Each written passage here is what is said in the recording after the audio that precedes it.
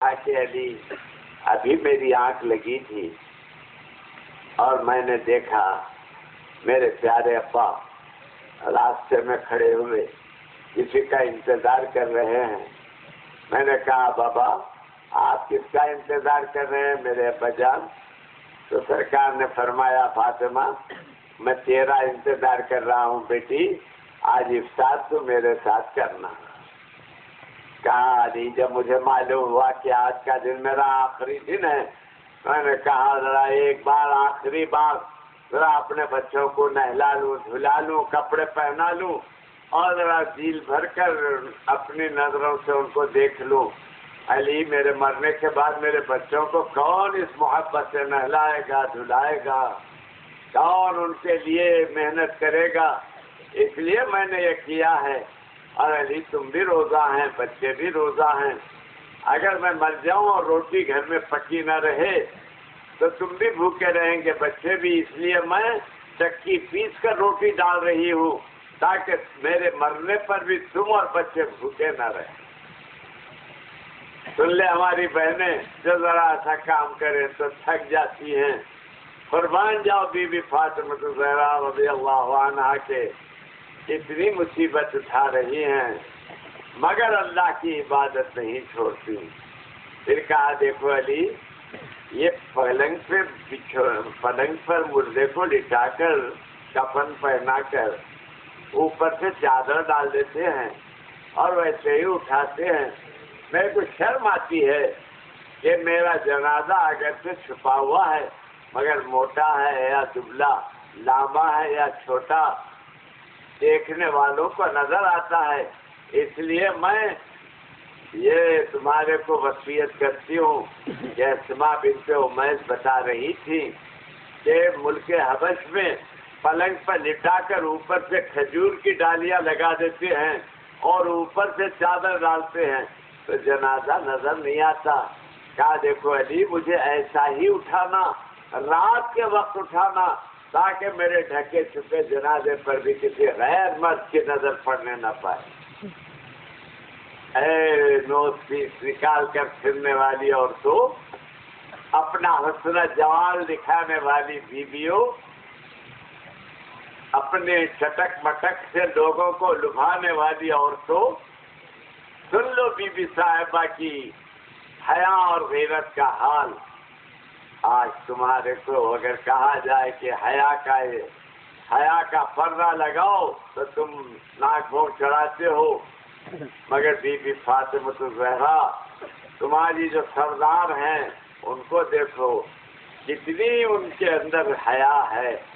رات کے وقت اٹھانا علی جنازہ تاکہ اندھیرے کی وجہ سے کوئی میرے چھپے ہوئے جنازے کو بھی دیکھنے نہ پائے. اور اس کے بعد حضرت علی نے ویسا ہی کیا، راتوں رات دفنا دیے، نماز پڑھ کر 8-10 آدمی نماز پڑھ کر دفنا دیے. صبح حضرت عمر کو اطلاع ہوئی کہ سرکار کی آخری نشانی ہم سے چھین لی گئی. روتے ہوئے آئے، آ کے کہا کہ علی بی بی صاحبہ کا انتقال ہوا سنا ہوں، کب اٹھا رہے ہیں، نماز کب پڑھائی جائے گی؟ کہا کہ عمر رات کو ہی ہم سب کچھ کر لیے. کہا ہائے ہم کو اس قابل نہ سمجھا تم نے کہ ہم کو جنازے میں شریک ہونے کی سعادت دیتے. کہا کہ کیا کروں، بی بی کا حکم تھا، وصیت تھی کہ اندھیرے میں میرا جنازہ لے جانا تاکہ ڈھکے چھپے جنازے پر بھی نظر پڑنے نہ پائے. سنتی ہو میری بہنیں، ایسی ہے، یوں کی ہے اہل بیت مطہر نے زندگی، یوں کی ہے اہل بیت مطہر نے زندگی. یہ ماجرا دختر خیر الانام ہے، سرکار کی بیٹی کا یہ ماجرا ہے. کیا کروں، بہت بولنا ہے مگر وقت نہیں ہے، مجھے بھی جانا ہے. جتنی باتیں سنے ہو اس پر عمل کرو. دیکھو برقع ایک تھی تمہاری عورتوں کے لیے حصار ہے، خلا ہے. روز اخبار میں پڑھو عورتوں کے گلے کا لچھا چھین لیے، عورتوں کے ہاتھ کا سونے کے چڑیا اتار لیے، عورتوں کے ایسا کیے. مگر یہ سب بے پردہ پھرنے والیوں کے ہو رہے ہیں، اور برقعے والیوں کو تو کوئی چھیڑتا بھی نہیں، اس کو معلوم ہی نہیں اس کے گلے میں کیا ہے، اس کے ہاتھ میں کیا ہے، سب چھپا ہوا ہونے سے چوروں کو پتہ بھی نہیں چلتا کہ اس کے پاس کتنا سونا ہے نا؟ کتنی بڑی بات ہے۔ حیا کی جان ہے قومی وقار ہے پردہ، ریاض حسن کی دونی بہار ہے پردہ، برائے عفت عصمت حصار ہے پردہ۔ پردہ بڑی نعمت ہے، پردہ کیا کرو، شو پٹ اپ مت کرو، ماما لگا لے کے، لپسٹک لگا لے کے، اب وہ لالم لال کر لے کے، بندروں کے سوٹا بنا کے بیٹھتے دروازے میں کھڑے آنے جانے آئے، اچھے ہیں جنو بھائی، عزیز منو بھائی اچھے ہیں بول کو سڑک پہ نکلیں گے، برے رہتے تو کائپو سے باہر کھیلتے پڑے رہتے گھر میں۔ کبھی بھائی سگے بھائیوں سے، یعنی شوہر کے سگے بھائیوں سے پردہ کرنے کا حکم ہے۔ سرکار سے پوچھا یا رسول اللہ اپنے دیور سے بھی چھپنا ہے کیا؟ فرمایا دیور تو موت ہے۔ کیا فرمایا؟ دیور تو موت ہے۔ اب دیورا تو کدھر ہے جی؟ وہ چنو بھائی، بازو والے بھائی، رکشے والے بھائی، کتنے بھائیاں کہ جو آیا بھابھی بولا اندر گھسا، جو آیا غریب کی جو سب کی بھابھی کیا ہے؟ دیکھے میرے دوستو، میں آخر میں ہمارے آیات، ہمارے بینات، ہمارے معین الدین قاسمی صاحب کی اس میں انہوں نے وہ جو ڈنمارک کے لوگوں نے حضور کی توہین کا جو وہ اتارا کارٹون، اس سلسلے میں بہت اچھی باتیں انہوں نے لکھی ہیں، اور آپ کو سنیے، آپ کو تو معلوم ہوگا کہ ان کے صاحبزادے جی مرغوب الرحمان، مرغوب صاحب جی مرغوب الرحمان حادثے کے شکار ہو گئے بیچارے۔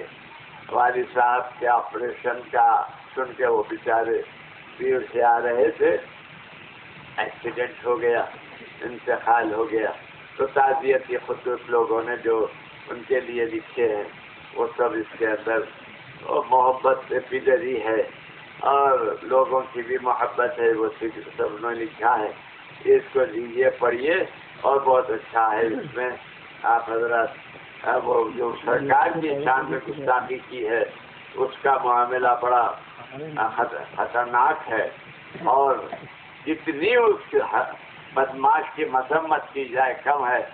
مگر ایک بات عرض کروں، اس نے تو کارٹون اتار کر حضور کی شان میں گستاخی کی، اور تم حضور کے احکام کے خلاف کر کے حضور کی گستاخی کر رہے ہیں نہیں؟ سرکار بولے داڑھی رکھو، آپ بولے نہیں ہم اڑائیں گے، بس اڑا رہے۔ بغاوت نہیں ہے یہ؟ بغاوت ہے کیا نہیں؟ تو میں امید رکھوں داڑیاں رکھیں گے۔ اب تک مڈائے تو مڈائے، اب چھوڑ دو۔ جورو میں مرد میں کچھ فرق ہونا نہیں، انہوں بھی چکنی صورت، انہوں بھی چکنی صورت، لوگا کیسا پہچانا مرد ہے؟ مرغ کو کلغی رہتی نہیں رہتی، کلغیاں کٹا لیے تو مرغ کو پہچانیں گے تم جی؟ تو میں عرض کر رہا تھا کہ آپ حضرات داڑیاں چھوڑو، اور حضرت عبداللہ شاہ صاحب رحمۃ اللہ علیہ سے لوگوں نے پوچھا کہ حضرت سرکار کو خواب میں دیکھنے کی کے لیے کچھ وظیفہ بتائیے، تو انہوں نے فرمایا کہ تم چہرے پر سرکار کی صورت بنا لو، چہرہ بنا لو، داڑھی رکھ لو، جب آئینہ دیکھیں گے تو حضور کے صورت کی جیسی ایک صورت نقل نظر آئی، وہی بس ہے۔ تو میرے عزیز بھائیوں، آپ حضرات سے میری گزارش ہے، اچھا حضرت یہ صدیقی، یہ ہمارے حضور صلی اللہ علیہ وسلم کی وفات شریف کے واقعات کے 2 کیسٹس ہیں، یہاں ادھر ہے ادھر ادھر ادھر ادھر ہے. اچھا تو یہاں ملیں گی 25 روپیے ہدیہ ہے. اور یہ سیرت رحمت عالم صلی اللہ علیہ وسلم پر سی ڈی ہے, یہ بھی یہاں پر ملے گی. ہماری تقریریں ہیں اس میں. اور یہ جو سونامی کا زلزلہ آیا نا, ہزاروں لوگ مرے, اس کے فوٹوز ہیں اس میں, دیکھنے سے تعلق رکھتا. اذا زلزلت الارض زلزالها واخرجت الارض اثقالها وقال الانسان ما لها يومئذ تحدث اخبارها. پورے زلزلے کیسے آئے وہ سب اس کے اندر ہے. یہ دینیات کی وہ کتاب ہے جو ہمارے والد صاحب قبلہ رحمت اللہ علیہ نے آج سے 80 سال